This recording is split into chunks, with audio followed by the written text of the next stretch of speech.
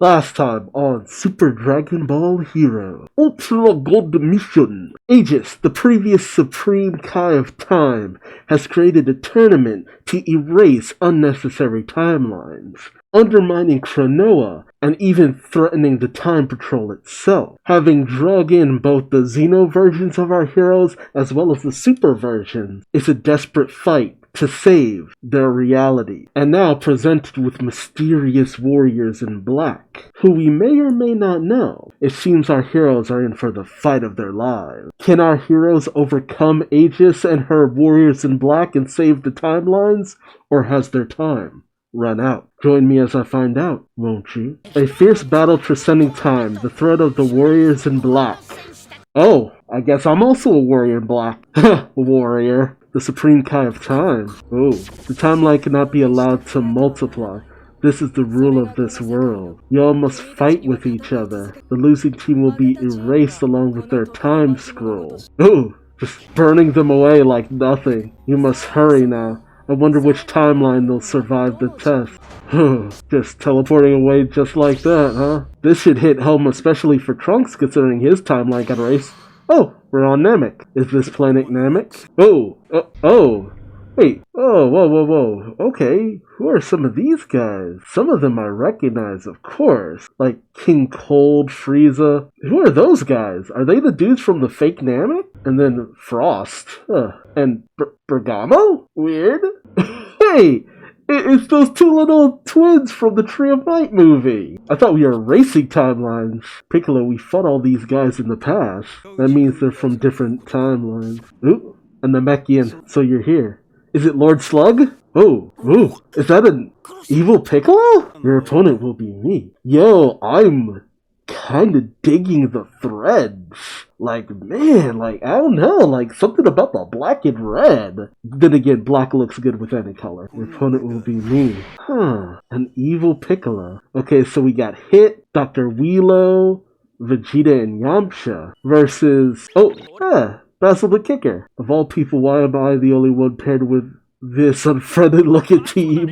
This guy never fails to irritate me. Oh, the team that steals this cute little fairy Mealy from us and reports back to Lady Eos. I called her Aegis before. Eos will be declared victor of the second round of Space-Time Tournament. And that location, is she one of the glass race? I've been wondering that. Lady Eos resides in the selection room at the center of this dimension. Oh, there's a center to this dimension? Interesting. Oh, you gotta grab the titty. So to put it simply, we just need to defeat you and take away that little thing. Yeah, that's pretty much it. Well then. Yeah, she's totally from the glass race. Okay, this series has been teasing the glass race a lot. And even, La Glace, she was pretty cool. She was pretty powerful. But they keep teasing the glass race and not doing anything with them. I kind of want to know about the glass race. Why do you keep introducing these characters and not doing anything with them? Let's start the game.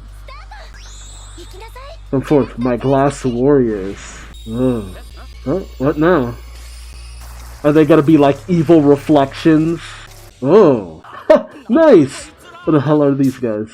What a waste. I gotta deal with these little mooks. Nice. Blue. Hit's going in as well. Nice. That's a pretty cool team up. And then a ruined future. It's gotta be an alternate future Gohan. That feels like what's been teased. Because he's got one arm. And the scar. Ooh, nice. There's some pretty decent animation in this episode. Nice. I'm digging Trunks' fit. He got the drip. Those moves with that one arm, so you really are alternate future Gohan.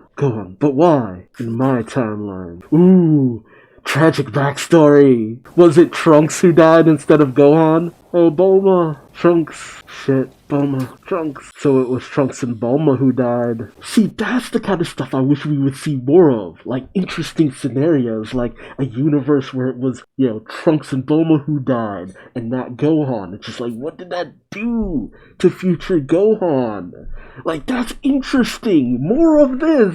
I feel ultimately, we're gonna not really dwell on this too much, but it's an interesting concept. The evil 17 and 18. It's so wild to see them like back in their evil days with all the good they've literally done over the time. Because like fighting in the Universal Tournament and being like two of like the most instrumental characters in helping Universe 7 win. Like if they were not involved, it would have been a lot harder. And 17 ultimately getting the wish, it's just like, oh, I love it. So it's just like to see them back to being evil, even though it's an alternate timeline, it's just like, something kind of unsettling about it. I guess it's because I've humanized them too much at this point. I lost everything because I was a weakling. I can never forgive myself for being so weak yet still be alive. Whoa. Ladios gave me power by using the Dark Dragon Balls. I will prove my strength. Only that is the meaning in my life now. Oh. And I'll prove it by beating up Trunks! Damn. And I gotta tell you, something is like visually fascinating about a warrior who can kick ass with one arm. I understand your feelings and your pain, but you can't beat me with just one arm. That's ableist, Trunks. Come on, man. I can't lose to anyone anymore. Cinco. Yo. Nice. God, your strength was... Oh, really? Just like that, huh? And Trunks coming in here with the bell bottoms. Sorry, I can't get over his look.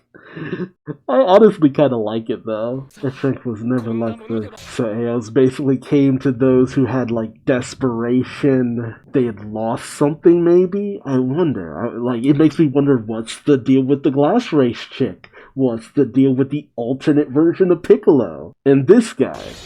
Is it Bardock? What an incredible key. Alright. Oh, just in sign form, right out the gate. It's gotta be Bardock. Yo, it's Bardock.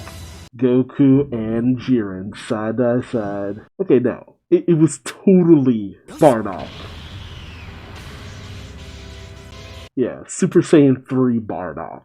So they all have to come from some kind of failed timeline, essentially, where things just went completely wrong. You know, a future where it wasn't future Gohan who died, it was Trunks and Bulma. A future where maybe Bardock survived, but Namek was still destroyed. And with Piccolo, maybe it's one where Piccolo Jr. won, you know? Maybe Piccolo Jr. actually won instead of losing in that fight against Goku during the World Martial Arts Tournament after that time skip. That would be interesting. Like, there's a lot of interesting concepts here. Just kind of depends on if Super Dragon Ball Heroes will do something with it. Like, that's really the thing with Super Dragon Ball Heroes.